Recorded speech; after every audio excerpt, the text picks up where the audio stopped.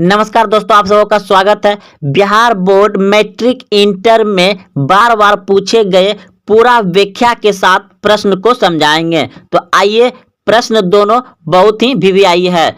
दूसरा परमाणु बम नागासाकी पर कब गिराया गया था? दूसरा परमाणु बम नागासाकी पर कब गिराया गया था? तो 9 अगस्त 1945 ईस्वी को गिराया गया था। और पहला कब गिराया गया था? 6 अगस्त 1945 ईस्वी को। तो आइए इसका पूरा व्याख्या समझते हैं। ध्यान से सुनिएगा, हम पहले पढ़ रहे हैं, उसके बाद समझा देंगे। द्वितीय विश्व युद्ध के दौरान अमेरिका ने जापान के हिरोशिमा शहर पर 6 अगस्त 1945 को फैटमैन तथा पुनः 9 अगस्त 1945 को नागासाकी शहर पर लिटिल बॉय नामक एटम बम गिराया जो 100 मेगावाट का था। तो दोस्तों, इसमें बहुत तरह का प्रश्न बनेगा। पहला प्रश्न देखिए क्या बनेगा कि पहली बार एटम बम कहाँ गिराया गया था? तो जापान में गिराया गया था। पूछेगा दूसरा, अमेरिका ने जापान के किस शहर पर परमाणु बम गिराया गया था? तो हिरोशिमा शहर पर गिराया गया था। हिरोशिमा शहर पर गिराया गया था। अब दोस्तों, तीसरा प्रश्न बनेगा कि अमेरिका ने द्वितीय विश्व युद्ध में परमाणु बम जापान के किस शहर पर और कब गिराया था? तो हिरोशिमा शहर पर 6 अगस्त 1945 को गिराया गया था। अब प्रश्न दोस्तों चौथा बनेगा कि अमेरिका ने जापान के किस शहर पर दूसरी बार परमाणु बम गिराया था? तो नागासाकी पर। क्वेश्चन नंबर 5 बनेगा कि अमेरिका ने दूसरी बार बम कब गिराया था? तो 9 अगस्त 1945 को दूसरी बार बम गिराया था। और दोस्तों, प्रश्न यह भी बन सकता है कि अमेरिका ने पहली बार हिरोशिमा शहर पर 6 अगस्त 1945 को कौन सा बम गिराया था? बम का नाम क्या था? तो फैटमैन था। फैटमैन था बम। अब दोस्तों, प्रश्न और ये भी बनेगा कि दूसरी बार परमाणु बम जो गिराया था वो कितने मेगावाट का था? तो 100 मेगावाट का था। और दोस्तों, यह भी पूछ लिया जाएगा कि 9 अगस्त 1945 को अमेरिका ने जापान के नागासाकी शहर पर कौन सा बम गिराया था? तो लिटिल वाल नामक एटम बम गिराया था। तो दोस्तों, इतना प्रश्न बन सकता है। और अगर आपको दोस्तों द्वितीय विश्व युद्ध के बारे में पूछ दिया जाए तो आप इस तरह से लिख सकते हैं। यह प्रश्न इंटर और मैट्रिक में बहुत बार पूछे गए हैं। इसमें आपका सभी ऑब्जेक्टिव आ गया होगा। सूचना के अधिकार अधिनियम को भारत में कब लागू किया गया? सूचना के अधिकार अधिनियम को भारत में कब लागू किया गया? तो 12 अक्टूबर 2005 में लागू किया गया था सूचना का अधिकार। तो आइए अब इसे अच्छे से और पूरा व्याख्या के साथ समझते हैं, ताकि आपको 2 नंबर से पूछा जाए तो आप आराम से लिख दीजिएगा। देखिए, सूचना का अधिकार अधिनियम एक ऐसा कानून है जो भारत के नागरिकों को सरकारी विभागों और संगठनों से संबंधित सूचना मांगने का अधिकार देता है। सूचना का अधिकार एक ऐसा कानून है जो कि भारत के सभी नागरिकों को सरकारी विभाग, सरकारी संगठन में जो भी उसके अंतर्गत काम किया जाए उन सभी का सूचना सभी भारतीय नागरिक को उपलब्ध कराया जाए, यही एक कानून था। यानी कि आप लोग अच्छे समझ गए कि भारत के नागरिकों को सरकारी विभागों और संगठनों से संबंधित सूचनाएं मांगने का अधिकार देता है। इस कानून को 12 मई 2005 को संसद द्वारा पारित किया गया था। यानी कि देखिए, कोई भी कानून लगाने से पहले उसे संसद द्वारा पारित किया जाता है, उसके बाद उसके आगे जाता है। तो देखिए, 15 जून 2005 को राष्ट्रपति की अनुमति मिली थी। संसद में 12 मई 2005 को सूचना का अधिकार कानून पारित किया गया संसद द्वारा और फिर 15 जून 2005 को राष्ट्रपति की अनुमति मिली थी। इस कानून को 12 अक्टूबर 2005 को पूरे देश में लागू कर दिया गया था। तो आप सभी अच्छे से समझ गए कि 12 अक्टूबर 2005 को पूरे देश में लागू कर दिया गया था क्या? सूचना का अधिकार। प्रश्न है संयुक्त राष्ट्र संघ की स्थापना कब हुई? संयुक्त राष्ट्र संघ की स्थापना हुआ 24 अक्टूबर 1945 को। ऑप्शन नंबर बी बिल्कुल सही है, 1945 को।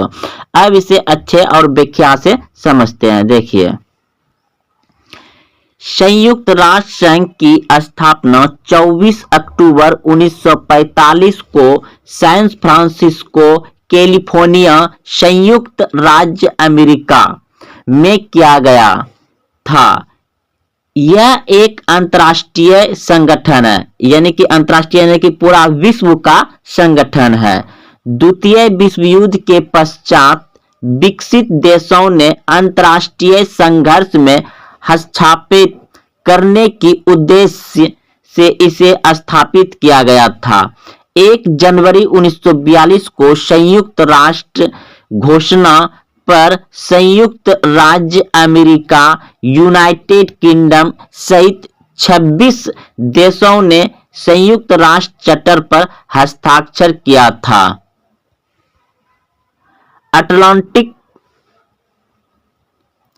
अटलांटिक चार्टर में निर्धारित घोषणा में संयुक्त राष्ट्र शब्द का सर्वप्रथम प्रयोग अमेरिकी राष्ट्रपति फ्रैंकलिन डी रूजवेल्ट ने किया था। अगला प्रश्न है झारखंड को राज्य का दर्जा कब मिला? झारखंड को राज्य का दर्जा कब मिला? तो ऑप्शन नंबर बी बिल्कुल सही है, 15 नवंबर 2000 को झारखंड को एक नया राज्य बनाया गया। आइए इसका व्याख्या समझते हैं। देखिए, झारखंड को राज्य का दर्जा 15 नवंबर 2000 को मिला।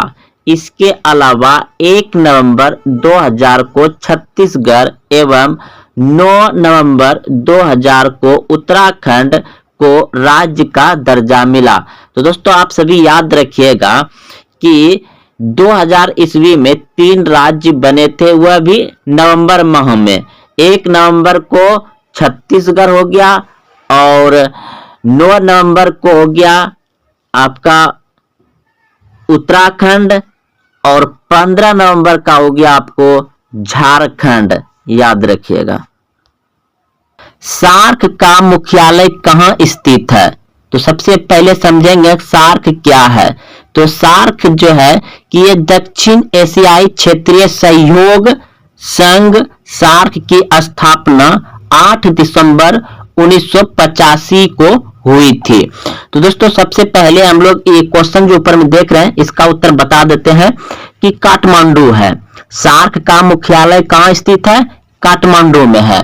तो अगर इसका पूछ लिया जाए कि सार्क की स्थापना कब हुआ था तो आप सभी बता दीजिएगा कि 8 दिसंबर 1985 को हुआ था सार्क की स्थापना।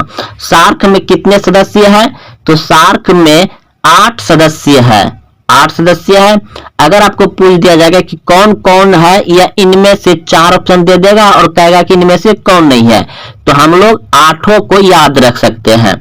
देखिए, अफगानिस्तान 1, बांग्लादेश 2, भूटान 3, भारत 4, मालदीव 5, नेपाल 6, पाकिस्तान 7, श्रीलंका 8। 8 देश हो गया। अब इसे पूरा व्याख्या के साथ समझते हैं। देखिए, दक्षिण एशियाई क्षेत्रीय सहयोग संघ जिसे सार्क कहते हैं की स्थापना 8 दिसंबर 1985 को हुई थी। संघ का मुख्यालय, संघ का सचिवालय या मुख्यालय, बोलिए सचिवालय या मुख्यालय 17 जनवरी 1987 को काठमांडू नेपाल में स्थापित किया गया। तो यहाँ सभी याद रखिएगा कि सार्क देश की स्थापना 8 दिसंबर 1985 को हुई थी। इसका मुख्यालय या सचिवालय कहाँ है? तो काठमांडू में है। कब बना था इसका मुख्यालय या सचिवालय? 17 जनवरी 1987 को बना था। कहाँ बना था? काठमांडू में बना था। वर्तमान में सार्क के 8 सदस्य देश है। अफगानिस्तान, बांग्लादेश, भूटान, भारत, मालदीव, नेपाल, पाकिस्तान और श्रीलंका है। सार्क का मुख्य उद्देश्य दक्षिण एशियाई के लोगों के कल्याण को बढ़ावा देना। तो दोस्तों आप लोग समझ गए सार्क का मुख्य उद्देश्य क्या है?